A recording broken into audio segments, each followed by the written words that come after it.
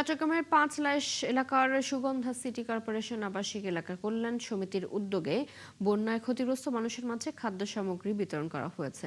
বৃহস্পতিবার এই আয়োজনে প্রধান অতিথি হিসেবে উপস্থিত ছিলেন চট্টগ্রাম 10 আসনের সংসদ সদস্য সাইদ আল নোমান।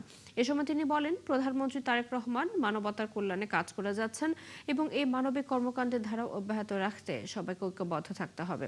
তিনি আরো বলেন, চাঁদাবাজি, দখলদারিত্ব ও মাদকের বিরুদ্ধে সবাইকে ঐক্যবদ্ধভাবে প্রতিরোধ গড়ে তুলতে হবে। এ ধরনের অপরাধের সাথে জড়িত ব্যক্তিদের পরিচয় যাই হোক না কেন, তাদের আইনের আওতায় আনার আহ্বান জানান তিনি।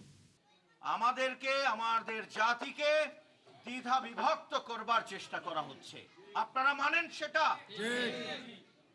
সেই জায়গায় আমাদেরকে এক হয়ে সমাজের যে অসঙ্গতিগুলো আছে সেগুলোর সমাধানে নামতে হবে।